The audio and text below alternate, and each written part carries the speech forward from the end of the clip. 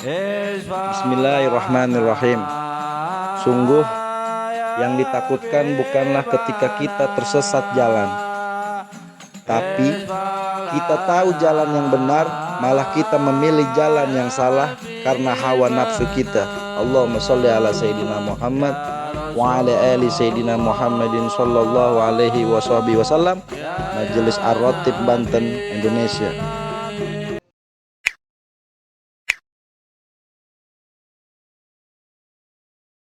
Warahmatullahi wabarakatuh.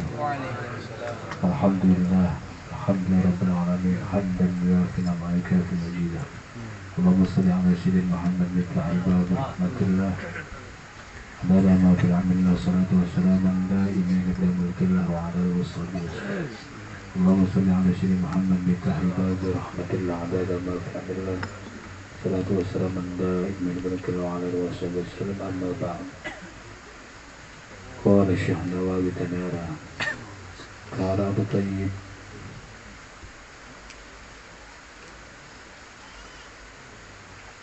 Alhamdulillah, puji syukur serta tahmid kehadirat Allah Subhanahu wa Ta'ala. Pada malam hari ini kita dapat berkumpul walaupun teman-teman yang habis syarah pada capek. Semoga jaraknya dikabul, semoga Allah Subhanahu wa Ta'ala hajat-hajatnya dikabul, selalu dikasih kesehatan, terutama guru kita murabi. Semoga beliau selalu dikasih kesehatan oleh Allah Subhanahu wa Ta'ala, dikasih rezeki yang banyak, berkah untuk kita semua. Amin ya rabbal alamin. Dan kepada Ustaz Ibnu yang saya hormati, Masya Allah, terima kasih atas kedatangannya. Amin ya Allah. Pak Ustaz sendiri, Masya Allah, terima kasih juga. Para teman-teman semua, terima kasih atas kehadirannya di malam ini. Kita rutinitas pengajian berkumpul Majelis Ar-Ratib Banten. Kata Syekh Nawawi Tanara, qala Abu Tayyib, man jalasa ma'al samani asnad syadallah samani asya. Barang siapa duduk-duduk beserta 9 golongan syadallah samani asya, maka Allah akan menambahkan 8 perkara tersebut.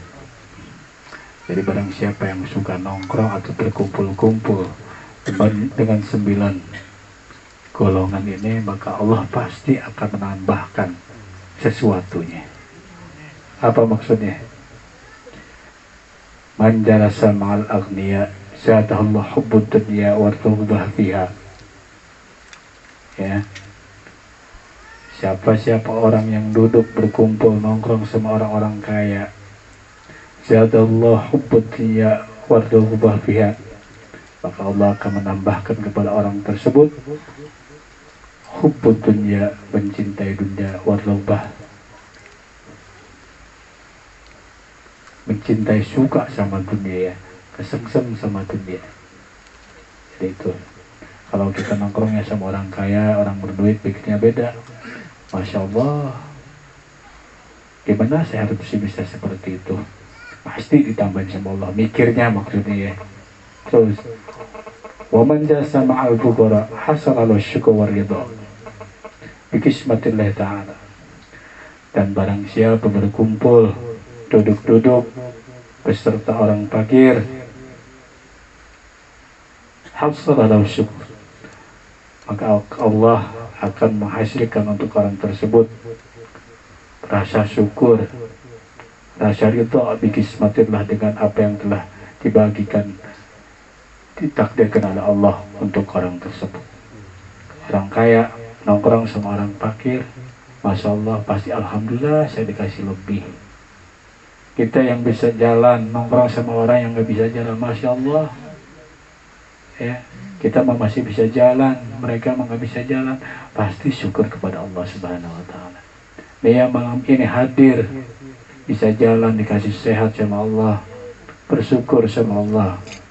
Malam ini kita dapat bersalawat, haji, duduk bareng, berkah yang paling tinggi, nikmat yang paling tinggi yang Allah kasihkan kepada kita malam ini. Yang ketiga, wa man jasa ma'a sultan zadallahu qasrah wal kibr. Dan barang siapa sukanya berkumpul atau nongkrongnya sama orang-orang sultan, pemerintahan, raja, pemerintah, gubernur, presiden, lurah, zadallahu qasrah wal kibr, maka Allah akan mendapatkan kepada orang tersebut hatinya luas, keras hati, takabur, mentang-mentang kenal sama pejabat, pasti ditambahin sama Allah. Di barang siapa kumpulnya nongkrongnya sama pejabat, pasti Allah ngasih tuh sama ditambah. Wih, jadi mungkin megagayain ya, takabur. Terus waman jal yang keempat, waman jal sama nisa jadahullahu jal wasyahwat. Barang siapa yang nongkrongnya demennya sama cewek, sama perempuan, maka Allah akan menambahkan kepada orang tersebut syahwatnya gede. Terus orangnya goblok, pakai pikiran, bodoh. Jadi Masya Allah, ketika kita sering kumpulnya sama cewek, seorang laki-laki kumpul nongkrong sama cewek, jadallah aja, Allah akan menambahkan ke orang tersebut kebodohan dan syahwat.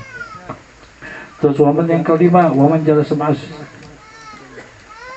sibyan jadallah jada minallah.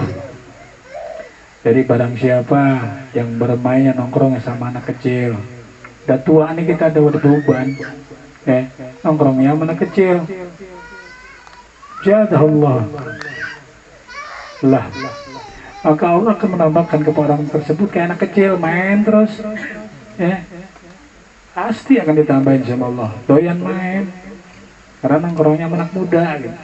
Nongkrong terus, kalau umur Masya Allah tinggal sehari, tapi nongkrongnya anak muda gitu. Yang keenam, waman jasa amal fusak jadal minul jara'ah ala dzunub wa tasfiq taubah. Dan barang siapa nongkrongnya sama orang fasik, Allah akan menambahkan kepada orang tersebut berani untuk melakukan dosa. Terus wataswif itu untuk tobatnya nantilah, belum waktunya mungkin anak tobat nih, belum dapat hidayah. Ketika kita gaulnya sama orang fasik, tahu orang fasik, tahu orang fasik, fasik ya, fasik apa fasik? Fasik bukan pesek. Ya, jangan bergaul sama orang pesek. Bukan pesek, fasik. Fasik, orang yang berani melakukan kejelekan, melakukan dosa. Ya, kita akan ikuti, nambah. Gitu. Terus hasilnya kita wataswif taubah. Masya Allah akan menambahkan kepada orang tersebut untuk nanti taubat mah nanti. Yang ketujuh, waman jalasa ma'as shalihin zadau fihi fit ta'ah. Barang siapa berkumpulnya nongkrongnya sama orang-orang soleh, maka Allah akan menambahkan kepada orang tersebut dalam ketaatan kepada Allah Subhanahu wa Ta'ala.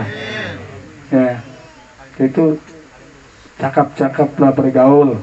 Setiap kata orang tua dulu baik-baiklah bergaul kita. Kalau bergaul sama orang soleh, tuh Allah pasti akan menambahkan untuk orang tersebut kesolehan ketaatannya. Terus waman jalasa ma'al ulama syada minal ilmi wal amal.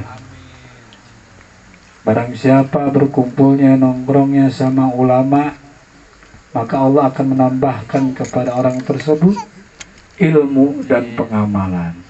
Ya, mudah-mudahan kita yang duduk di sini termasuk golongan yang ke-7 dan ke-8, orang-orang yang berkumpul dengan orang-orang yang berilmu, dengan orang-orang ulama yang membawa kita ke jalan Allah Subhanahu wa Ta'ala, yang membawa kita ke jalan Nabi kita Muhammad sallallahu alaihi wasallam. Dengan berkumpulnya kita di sini, semoga Allah menambahkan ilmu dan pengamalan kita dalam agama kita. Jadi Masya Allah tidak panjang lebar dari saya, mudah-mudahan bermanfaat.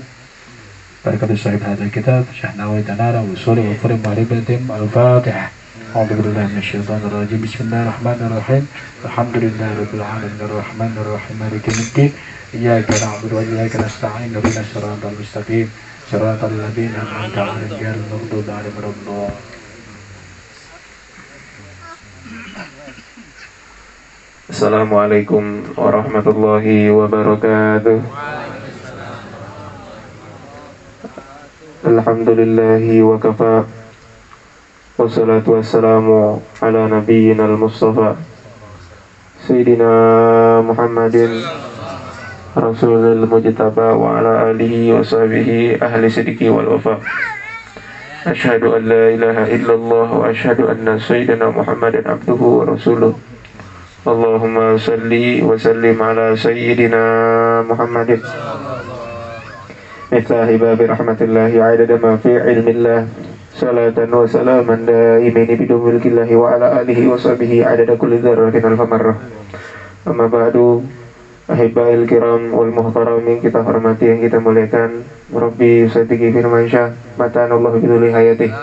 Mudah-mudahan Allah beri keberkahan untuk beliau serta Habib Samsul yang saya hormati, yang saya muliakan, serta para asatid yang tidak bisa saya sebutkan namanya satu persatu. Mudah-mudahan dengan kita memandang wajah-wajah beliau turun nauturah dari Allah Subhanahu wa taala, dan Allah turunkan maghfirahnya buat kita semua.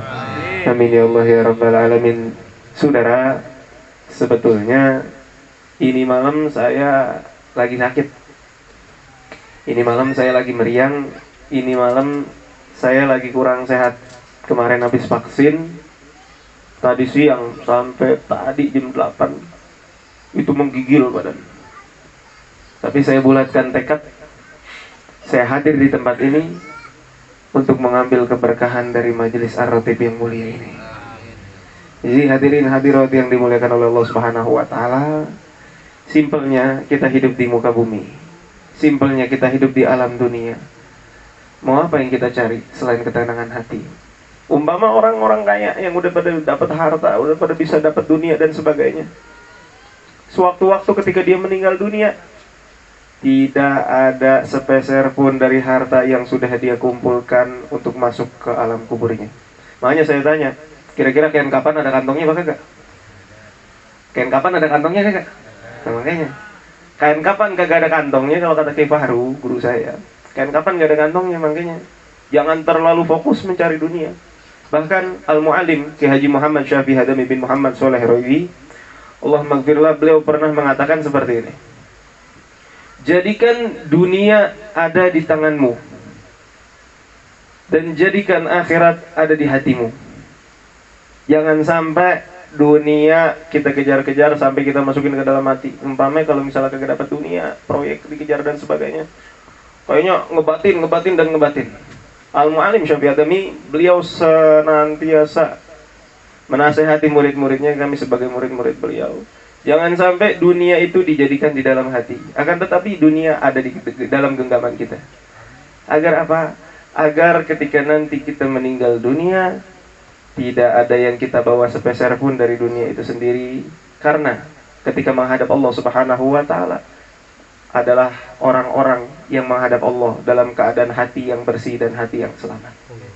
Oleh karenanya, ini perkumpulan bisa menyelamatkan kita di dunia wal akhirah. Sebagaimana maqalah dari Sultanul Ilm Al-Habib Salim bin Abdullah bin Umar Asy-Syadiri, majalisul khair taj'alukal khair walau anta minal asyrar, wa majalisus syarr taj'aluka syarr walau anta minal akhirin. Dari satu perkumpulan, Habib Salim bin Abdullah bin Umar Asy-Syadiri mengatakan, orang ngumpul sama orang-orang baik, biar kata kita bukan orang baik, biar kata kita ahli maksiat, biar kata kita sering lupa sama Allah, tapi kalau perkumpulan yang sering kita kumpul adalah kumpulan orang-orang baik, kumpulan para ulama, para orang-orang soleh, maka kita akan menjadi baik. Wa majalisus syarr, dan perkumpulan yang buruk, taj'aluka syarr walau anta minal akhyar. Perkumpulan yang buruk akan menjadikan kita buruk meskipun tadinya kita orang baik. Makanya sampai sabda baginda Nabi SAW dalam salah satu hadisnya, khairul ashab man yadulluka alal khair. Sebaik-baiknya teman, sebaik-baiknya sahabat adalah orang-orang yang bisa mengajakmu dalam kebaikan. Gitu. Jadi siapa teman dudukmu, maka nanti akan dikumpulkan oleh Allah Subhanahu wa taala dengannya di hari kiamat. Jadi mudah-mudahan kita kumpul di tempat ini, di hari kiamat kita kumpul begini juga. Masuk ke dalam surga. Tidak ada seorang pun yang tidak masuk ke dalam surga, semuanya masuk ke dalam surga, berkumpul dengan baginda Nabi besar Muhammad sallallahu alaihi wasallam. Amin ya Allah ya Rabbal alamin. Apalagi ini bulan Sya'ban. Bulan-bulan Sya'ban, sesaat lagi kita mau masuk ke dalam bulan suci Ramadan. Maka hendaknya kita perbanyak sebagaimana sabda baginda Nabi sallallahu alaihi wasallam dalam kitab Durratun Nasihin, ala inna Rajab syahrullah wa Sya'ban syahri wa Ramadan syahr ummati. Jadi ketahuilah bahwa sesungguhnya Rajab adalah bulan yang disenangi oleh Allah, dan juga Sya'ban adalah bulan yang disenangi oleh Nabi, dan Ramadan adalah bulan yang disenangi oleh umat baginda Nabi besar Muhammad sallallahu alaihi wasallam. Ini bulan Sya'ban, bulan yang paling disenangi nama Nabi. Banyakin baca sholawat kepada Rasulullah sallallahu alaihi wasallam agar nanti kita diaku umat di hari kiamat. Karena kenapa? Nanti yang pengen diaku sama Nabi, yang pengen disyafaati sama Nabi bukan cuma kita doang.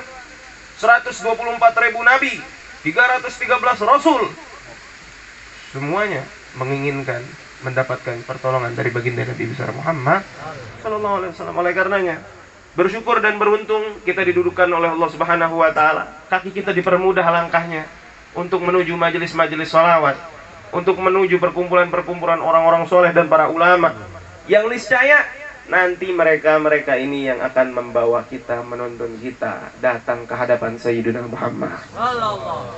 Dan insya Allah kita semua akan bisa dikenali oleh baginda Rasulullah sallallahu alaihi wasallam. Amin ya Allah ya Rabbal alamin. Tidak panjang lebar, mungkin sekian karena lagi puyeng aja di kepala.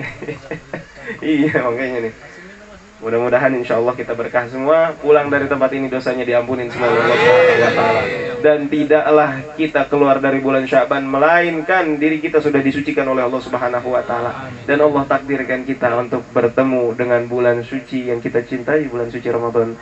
Allahumma barik lana fi Sya'ban wa balighna Ramadan wa usil maqasidana waghfir lana dzunubana wa liwalidina ajma'in. Sallallahu alaihi wasallam Muhammad wa alihi wasallam. Walhamdulillahirabbil alamin. Mohon maaf apabila ada salah-salah kata dan ucapan. Safikum la jamil khati'at. Hadanallahu wa iyyakum ajma'in. Akhirul kalam. Assalamualaikum warahmatullahi wabarakatuh. Ya Allah, semoga apa yang dirasakan disembuhkan oleh Allah SWT. Tapi kalau bahasa kiasnya, maaf ya Ustaz ya, vaksin ya? Ya Allah, vaksin si dia nikah ya. Saya nggak meriang, merindukan kasih sayang. Vaksin itu paksa dia nih nikah. Sallallahu alaihi wasallam. Iya ngomongnya vaksin, masih jangan vaksin. Canda dikit, kita yang capek, yang teler orang-orang sini. Merem ya, ngeliat karak merem aja. Ngeliat orang sini ngantuk duluan. Padahal kita yang capek. Ngantuk aja. Ini mau ngomong apa ya? Capean sallallahu Muhammad. Iya, ngambil berkah ya. Intinya jarah, langsung nggak usah pakai pembukaan kan, ngobrol Ustaz, ngobrol. Mudah-mudahan Habib juga banyak duitnya, punya Pajero cap Tegal Gucci ya. Kirain Pajero orang Tegal apaan? Gak tahu bakter kebut-kebutan. Pajero, naik, udah ngalahin XXL 7, Veloz juga kalah itu. Iya, yang baru Veloz gak kuat nanjak, itu Pajero hitam, masya Allah. Orang sana ngomong Pajero, katanya banyak hal yang lucu di dalam perjalanan. Ya, Ziarah itu awalnya dilarang oleh Kanjeng Nabi Muhammad SAW. Sehingga pada masa hijrahnya Nabi Muhammad SAW, di akhir-akhir hidup Nabi Muhammad SAW, dalilnya banyak. Intinya Kanjeng Nabi akhirnya berucap, bersabda, berkata, memerintahkan, ziarahlah kalian sebagaimana saya berziarah Dulu saya melarang berziarah, sekarang saya perintahkan untuk berziarah. Tentu dengan ajaran Nabi Muhammad SAW, yang mana disaksikan oleh sahabat-sahabat Muaz bin Jabal, Sayyidina Anas bin Malik, juga pada keturunan Fatimah Az-Zahra, keturunannya Hasan wal Husain, melihat ziarahnya Nabi Muhammad SAW kepada sahabat-sahabat perang Badar, perang Uhud, ke pamannya Nabi Muhammad SAW, juga keluarganya, bahkan ke istri Nabi Muhammad SAW. Itu berestafet ziarahnya, seperti Fatimah Az-Zahra menziarahi abahnya, yaitu Kanjeng Nabi Muhammad SAW, sampai terakhir akhir hidup Siti Fatimah Az-Zahra nyuruh Hasan wal Husain dan suaminya Sayyidina Ali bin Abi Thalib untuk ke masjid dan berziarah kepada Kanjeng Nabi Muhammad SAW. Pada saat beliau bertiga berziarah, wafatlah Siti Fatimah Az-Zahra, dijemput oleh baginda Nabi Muhammad SAW. Banyak riwayat tentang ziarah. Sebenarnya saya bukan hobi ziarah juga, cuman karena keberkahan orang tua di masing-masing kecil, di masing-masing SD itu ngajak ziarah. Ya namanya anak kecil, ya kan, yang masih SD kurang hobi lah begitu. Ngapain kuburan lagi kan gitu. Ngapain sih orang tua kita ngajak kuburan kan gitu. Singkat cerita, fase hidup SMP, SMA apa itu, kita udah nggak kenal lagi yang namanya ziarah. Nggak hobi, nggak ngerti, ya kan. Orang tua terakhir ngajak SMA ziarah keliling Banten. Cuman inget ibu pernah ngomong, kalau nanti lulusan sekolah jangan coret-coret. Kebetulan lagi ngomong di CS Nawi Caringin waktu itu, lagi nganter orang tua lah. Nanti kalau lulus ziarah lagi ke sini. Singkat cerita begitulah, lulus keinget omongan ibu, jangan coret-coret. Namanya orang tua kalau ngomong kan ada bahayanya, ada apa tuh, racunnya. Kalau dilanggar jadi penyakit buat kita. Ya, akhirnya lulusan saya sekolah ya ziarah ke CS Nawi Caringin. Itu nggak hobi ziarah lagi, nggak mikirin urusan kerjaan, urusan namanya pas sekolah. Singkat cerita, Allah kasih hidayah kenikmatan ibadah, hingga panjang cerita ketemu Sayyidil Walid Al-Habib Abdurrahman bin Ahmad bin Abdul Qadir Segaf. Nah, Walid tuh yang pertama kali ngajak ziarah, yang nyuruh ziarah, walau hatta beliau di kursi roh, suruh ziarah 40 minggu ke Habib Salim bin Jindan. Anak lakuin tiap Jumat, habis sholat Jumat ke situ terus sampai 8 bulan, sampai setahun itu ziarah ke Habib Salim bin Jindan. Nyuruh ke Habib Ali Kuitang, nyuruh ke Habib Abdurrahman Segaf, ada di belakang Al-Munawaroh, masjidnya Habib Muzir Al-Munawaroh. Ke belakang itu ada kuburan tuh, di situ ada makam Habib Abdurrahman Segaf dari keluarga Walid juga. Di situ hampir tiap malam Jumat anak lakuin. Saya ziarah berdasarkan perintah guru, bukan ke hobi keinginan nafsu kita untuk kena, enggak. Perintah guru ziarah. Itu aja yang saya lakukan.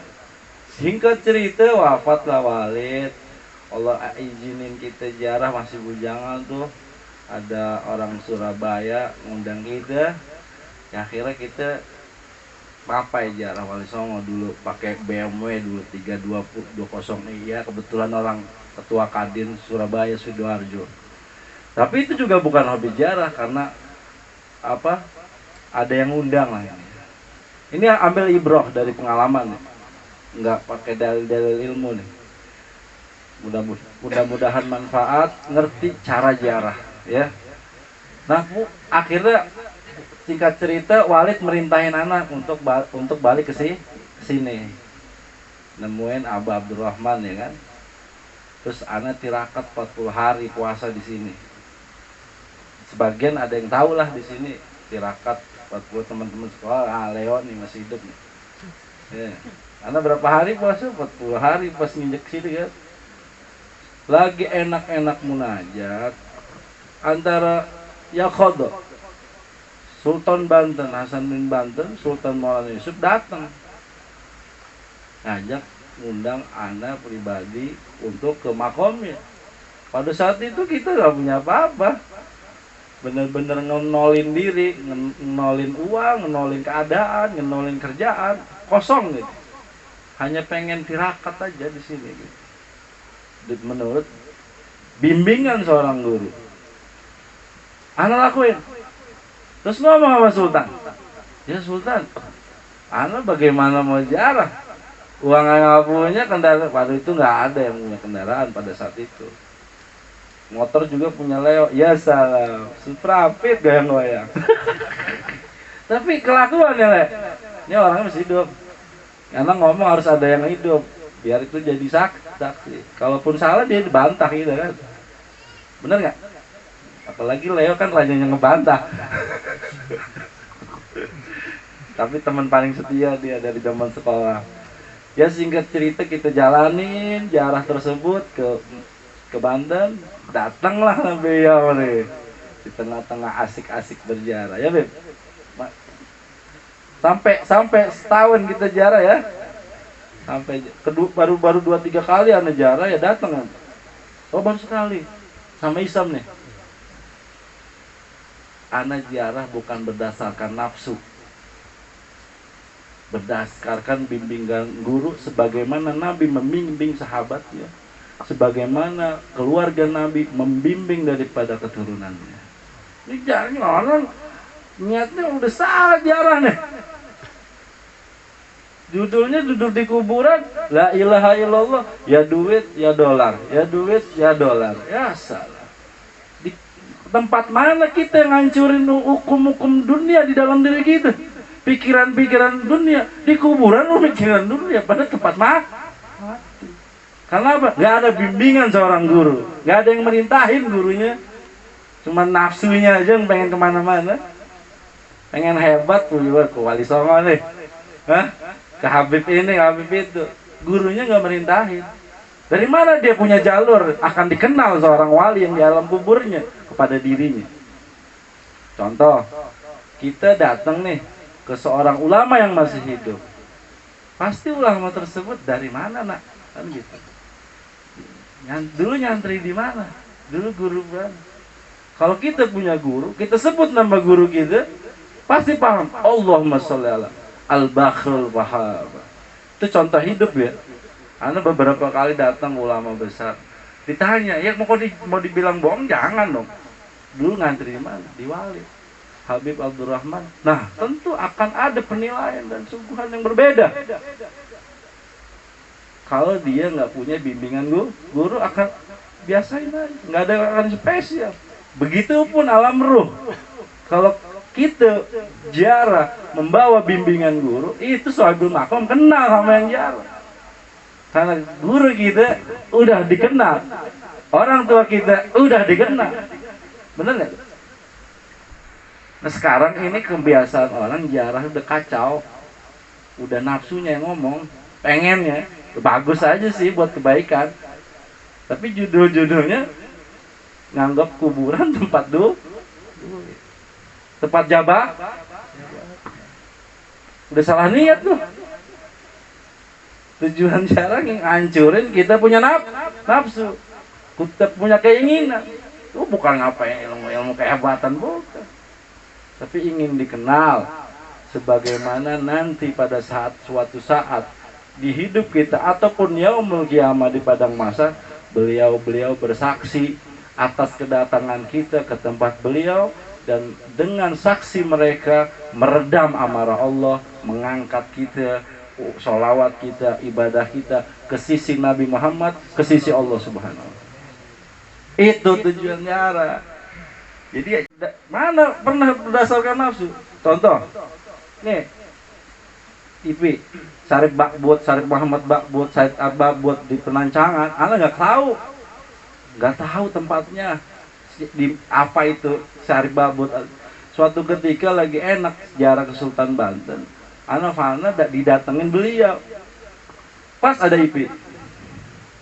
Akhirnya, yuk begini kita cari. Itu nyasar dulu nyari. Nggak taunya, masya Allah, di situ ada keturunan Nabi bermarga Bakbut. bukan atas cari-cari begitu. Ya. Banyak makom yang dibilang bukan wali dibikin tujuan untuk wali, taunya di dalamnya kambing, di dalamnya jin, di dalamnya pesugihan. Itu harus diomongin nih supaya kita nggak kesasar. Gimana itu salam mulaya sadah, salam para wali ya di dalamnya kambing. Sallallahu alaihi wasallam. Ya. Nah, kalau yang besar-besar Wali Songo kita ngikutin tabaruk sebagaimana guru orang-orang mulia, para aulia berjarak ke sana. Kita ikutin tuh karena sabab apa? Karena wali tersebut, ulama tersebut datang ke situ. Tentu benar karena mereka berziarah bukan berdasarkan nafsu dan keinginannya. Allahumma sholli ala Muhammad. Ingat sahabat ziarah bukan keinginan sahabat. Siapa? Keinginan Kanjeng Nabi. Dan keturunan Nabi Muhammad SAW berziarah kepada para sahabat, ke Nabi Muhammad SAW. Bahkan Kanjeng Nabi diajarkan ziarah oleh malaikat Jibril. Contohnya pada saat beliau untuk Isra wal Mi'raj, bukan berziarah ke Nabi doang, kepada Siti Masitoh, seorang perempuan wali Allah, itu diziarahi Nabi Muhammad SAW. Ketika pada saat ini Nabi Muhammad SAW, Allahumma sholli, mencium bau dari kuburan tersebut. Ya malaikat Jibril, ya Jibril, ini kuburan siapa? Kok wangi? Bukan berarti Kanjeng Nabi nggak tahu ya, tapi sebagai ibrah pelajaran buat kita. Lalu malaikat Jibril menceritakan bahwa ini adalah seorang wali perempuan di masa Fir'aun, Nabi Musa alaihissalam. Dia memegang keimanannya sehingga dia digoreng hidup-hidup oleh Fir'aun. Cuman itu doang tuh, mempertahankan keimanannya kepada Allah. Dipaksa oleh Fir'aun untuk mengakui Fir'aun sebagai Tuhan. Gak mau nih perempuan. Akhirnya digoreng hidup-hidup. Begitu anaknya, begitu suaminya. Tapi Allah wangikan dan diabadikan pada saat proses Isra wal Mi'raj Kanjeng Nabi Muhammad SAW, sehingga kuburannya berbau wangi ila yaumil qiyamah. Tuh Nabi sendiri diajak ziarah oleh bimbingan malaikat Jibril, bukan kepada Nabi, pada seorang perempuan yang mendapatkan kedudukan di sisi Allah Subhanahu wa taala. Begitupun kayak kita ziarah waktu itu sama Doni. Ya Don, kita habis Solo nih, jalan-jalan kan, ziarah ke Wali Songo. Tiba-tiba pengen istirahat sambil pengen sholat di Masjid Agung Jateng. Ini Doni saksinya nih. Nggak ada niat ziarah ke Wali Allah Al Habib Hasan bin Toha bin Yahya. Tiba-tiba pada asar sholat tiduran kan, bangun di dalam tidur tuh ya Allah, datanglah kakek-kakek Abdul Lutfi itu ngajak anak ke lokasi beliau, nyasar dulu kan tuh. Akhirnya kita coba ikuti alur daripada undangan ruhnya para wali yang datang ke mimpi anak. Datang ke tempat tersebut bingung, kok ini rame amat di perkotaan nih gitu. Katanya suruh ke sini. Akhirnya karena lapar makan dulu Don, coba jalan ke sana. Buktinya di situ yang kita ziarahin kemarin, Habib Hasan bin Toha bin Yahya. Dulu belum rapi begitu ya, tapi sekarang udah rapi. Allahumma sholli ala Muhammad. Anda ziarah bukan berdasarkan nafsu. Ingat tuh, pegang ziarah bukan berdasarkan nafsu. Adapun ente untuk pengen ziarah, ikutin sebagaimana guru ente berziarah, sebagaimana ulama-ulama yang terkenal kealiman dan kesolehannya berziarah ke situ. Ikutin. Cari-cari, ya Allah, cari-cari kambing jarang-jarangnya.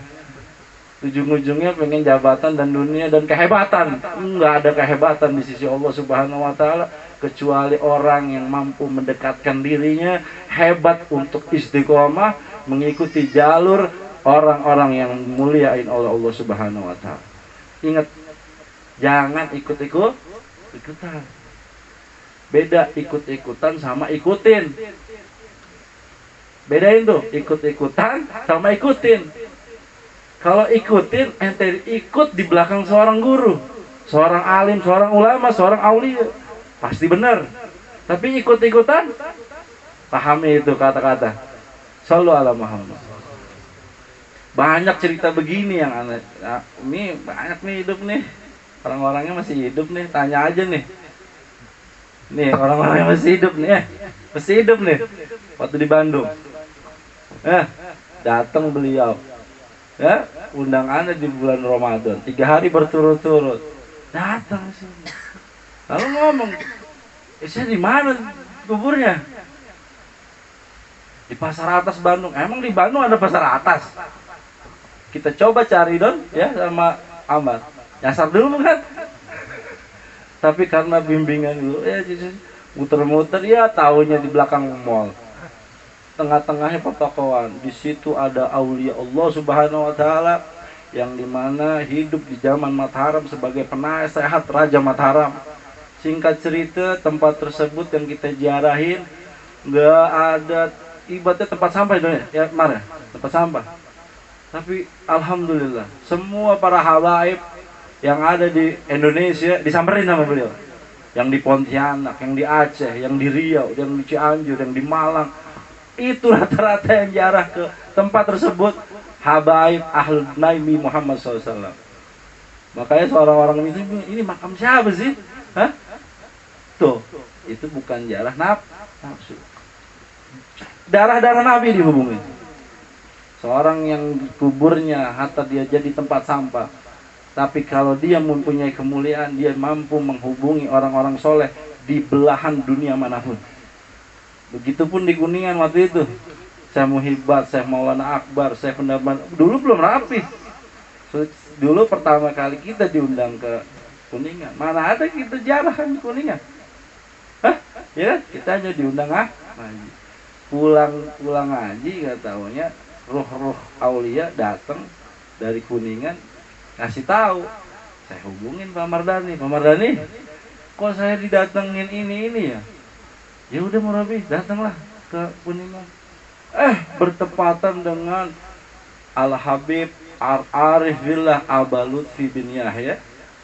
Juga hal yang sama datang ke Kuningan. Itu yang membuat Pak Mardani sampai sekarang ngaji. Mimpi Murabi sama Abah Lutfi kok sama dihubungi saya Muhibat. Ya itu kita nunut sama Abah Lutfi.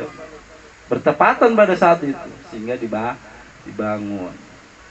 Itu bagaimana cara. Jangan cari ilmu begini enggak, tapi ikuti gurunya dulu perintahnya. Anda dapat begini mendapatkan karena perintah wali. Kalau guru bilang jarang sana, ikutin. Jangan berdasarkan nafsu. Supaya kita terbimbing ruhaniah gitu. Enggak nyasar. Ya, pesan ini. Ini mahal. Nasihat, tapi ini bermakna untuk kita menemukan jalur jalannya para aulia Allah Subhanahu wa taala. Ya, mudah-mudahan manfaat. Rabbi fanfa'na barakatihim wa hdinal husna bi hurmatihim wa amitna fi tariqatihim wa mu'afatin minal fitani. Ya. Enakan cara kemana? Allahumma shalli. Karena kita dikenal meninggal. Walaupun bacanya balelol, tapi kalau dikenalin tuh lain. Ruhnya lain, kita nyambung. Ya. Oke? Paham ya? Ada pertanyaan? Nanti kasih tanya nih. Daripada dalil-dalil ngantuk tuh jadinya melek. Shallallahu ala Muhammad. Ilahi bijahil anbiya wal malaika wa bil awliya ijur nabil ijabati ilahi wasalna bi qur'anikal karim tunawir basyirati wa sam'i wa mutlati wa tulhi unirusdi wa tarzuqni ilmal yakini wa wafikni li husnil ibadati bi asma'ikal husna tajudu bi taubatin nasuhi taghfiru li dunubi wa zallati wa tamduruni fi kulli halin wa lamhatin tunaji bihanin hawli yaumil qiyamati wa bil mustafa rasuli tasra uli sadri yasiru li amri wa taghshibu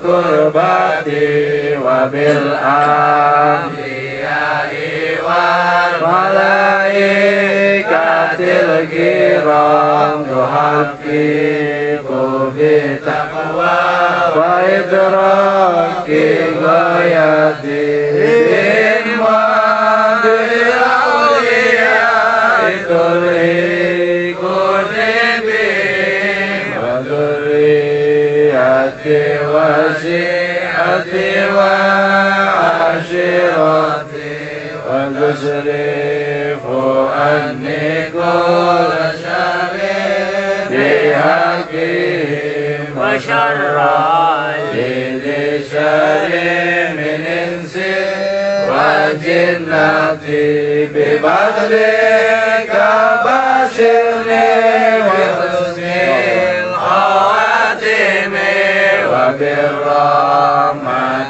hilmi bi karir iqamati alaihi minal maula salatu wa taslimun wa ridwanu istajib ilahi munajati ilahi bijahil ahliyawan malaika wa bil awliya'i judlana bil ijabat. Allahumma salli wa sallim wa barik alaihi wa ala alihi. Semoga yang berziarah juga didapatkan kenikmatan oleh Allah Subhanahu wa taala, rezekinya makbul, berkah, manfaat uangnya atau yang kita punya tentang keduniaan nggak jadi sia-sia, nggak jadi maksiat, nggak jadi murka di sisi Allah Subhanahu wa taala.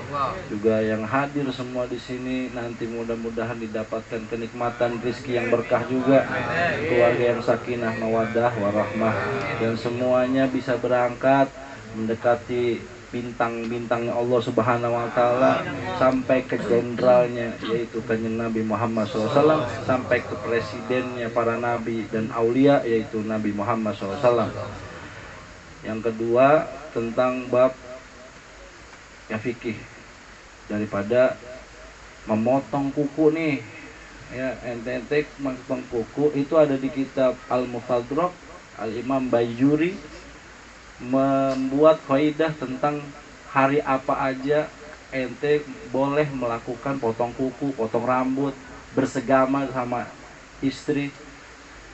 Itu ada tuntunannya, banyak dalilnya.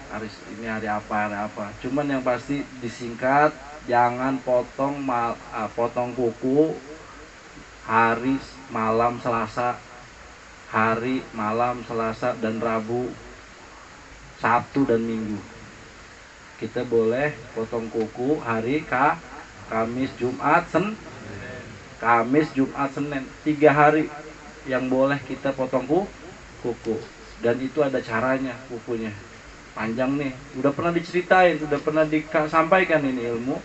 Cuman kadang kita nggak bertanya sama yang tua-tua yang melaksanakannya.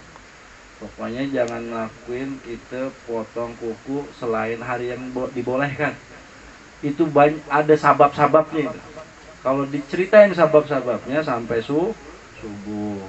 Dan itu babnya kaidahnya malam Rabu sama malam Jumat. Itu kita detail ngejelasinnya. Jangan potong kuku hari apa? Selasa, Rabu, Sabtu, Minggu. Yang boleh potong kuku? Senin, Kamis, Jumat. Mudah-mudahan manfaat ilmu yang kita dapat kita laksanain jadi sebab nur cahaya, dan itu ada manfaat dan keberkahan buat kita. Kalau potong rambut hari Rebo, Kamis, Jumat, Senin 4 hari boleh. Hari Rebo, Kamis, Jumat, Senin. Selain itu jangan. Banyak madorotnya potong kuku. Kalau segama nih jagonya. Buat suami istri itu sebenarnya bukan larangan atau apa. Tapi khawatir kalau jadi anaknya kurang baik. Korengan lah, penyakitan lah, itulah macam-macam. Jadi baiknya kalau pengen punya anak, artinya nah, yang suami istri ngerti ya. Udah pada gede lah nih kan. Ente harus paham juga kapan ente punya eksekusi. Nah nikah kan, Mar? Ih, pengen. Pengen nikah kan dia? Woi, Allah, dia mah rajinnya cewek, semua jam disikat dulu. Mudah-mudahan manfaat. Ya, taubatnya diterima oleh Allah Subhanahu wa taala. Ya kan nanti dapat keturunan yang soleh wasoleh. Soleha, amin ya robbal. Semua yang di sini dapat istri soleha, soleha. Kadang-kadang kita ngomong yang balelo, ya mudah-mudahan ngerti dah. Ya, jangan malam apa dah? Malam Rabu, malam Minggu, malam Sabtu. Ada sebagian haul ulama yang bolehkan malam Selasa. Malam Rabu, malam Sabtu, malam Minggu. Itu yang apa? Gak boleh. Itu yang nggak boleh. Malam apa? Malam Rabu, malam Sabtu, malam Minggu. Ingat ya, kita bukan nggak boleh, itu kan sah-sah aja. Cuman kalau terjadi anak di malam dan hari tersebut, cirinya lah, lihat anak korengan. Nah, malam Sabtu nih bikinnya nih, ya, epilepsi. Malam Rebo nih, itu kecil. Ada di Al-Musab, ulama terdahulu udah ngebaca kelahirannya. Emplang apa suka apa sebetulnya? Emplang, anak emplang. Idiot. Nah, ini malam Minggu nih bikinnya. Iya, jadinya malam Minggu. Betul. Pahami itu ilmu ya. Kalau dijelasin panjang, yang penting larangannya. Silakan berbuat suami istri karena udah sah. Tapi ingat, ini mau jadi anak kan nih? Kan kita punya ini jadi anak kan nih? Gitu. Ada yang begitu ya, paham ya? Korengan aja kan? Bener kan tuh? Ada yang empleng, gitu-gitulah. Jadi yang harus dilakukan kalau suami istri seperti apa? Kalau mau jadi anak, malam apa? Malam Jumat, malam Senin, malam Kamis, dan sebagian haul ulama bolehkan malam Selasa. Akan jadi ulama besar. Ini robbal alamin. Ya. Udah ngaji Ustaz ya? Udah ngaji kan? Iya. Selalu alam. Ustaz mah duluan. Tinggal eksekusi doang. Ya Allah. Ya, mudah-mudahan manfaat ya, bujangan dan orang-orang tua yang pengen bikin anak yang baik. Yang udah terlanjur ecesan apa korengan. Selalu ala Muhammad. Santai deh, santai ya. Kalau lelah nih, kalau nggak dibawa serius-serius ngantuk, ya. Jadi melek tuh karat. Tadi merem deh. Habis baca kitab dia merem, kan suladap ya. Ya, giliran ngongkrong melek dia, apalagi ngurusin Pak Lurah. Selalu ala Muhammad. Abdul dzikri fa'alaman lahu. La ilaha illallah Muhammadur Rasulullah. La ilaha illallah Muhammadur Rasulullah. La ilaha illallah Muhammadur Rasulullah sallallahu alaihi wasallam. Kalimatul haqqin alaiha nahya wa alaiha namut wa alaiha basri insyaallah taala nahnu minal aminina. Amin amin amin. rahmatillah wa karimi jazallahu anna sayyidina wa nabiyana Muhammad abduhu wa rasuluh sallallahu alaihi wasallam bima huwa ahlu qabul bisiril Fatihah. A'udzu billahi minasyaitonir rajim. Bismillahirrahmanirrahim. Alhamdulillahi rabbil alamin arrahmanir rahim maliki yaumiddin. Iyyaka na'budu wa iyyaka nasta'in ihdinas siratal mustaqim. Siratal ladzina an'amta 'alaihim ghairil maghdubi 'alaihim waladdallin. Amin. Sallu ala Muhammad. Mohon dimaafin, mudah-mudahan terbuka pintu maaf semua daripada kita mau puasa, dan puasa kita menjadi puasa yang berkah, yang manfaat, yang kuat, dan mendapatkan keridhaan Allah, juga pandangan Nabi Muhammad, juga dari pandangan cinta para aulia Allah. Sallu ala Muhammad ala hadiniyah wa ala kuliniyah sholihah wa ila hadratin Nabi Muhammad SAW. Al-Fatihah. A'udzu billahi minasyaitonir rajim. Bismillahirrahmanirrahim. Alhamdulillahi rabbil alamin arrahmanir rahim maliki yaumiddin. Iyyaka na'budu wa iyyaka nasta'in ihdinas siratal mustaqim. Siratal ladzina an'amta 'alaihim ghairil maghdubi 'alaihim waladdallin. Amin. Wa fumikum. Assalamualaikum warahmatullahi wabarakatuh.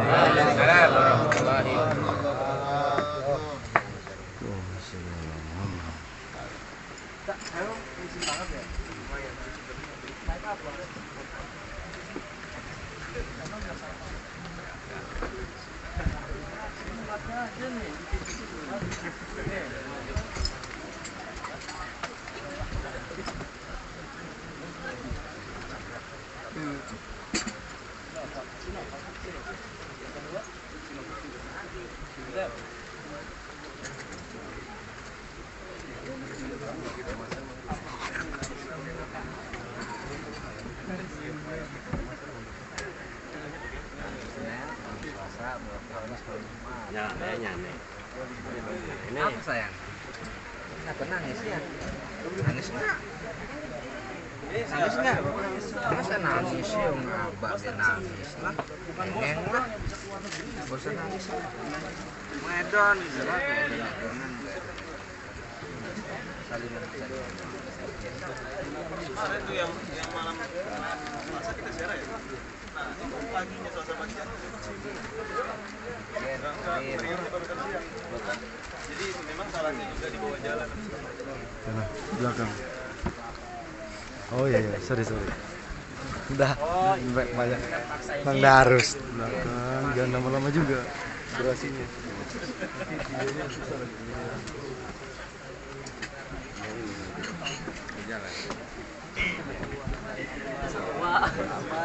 Yuk. Apain Mas? Ya. Wah,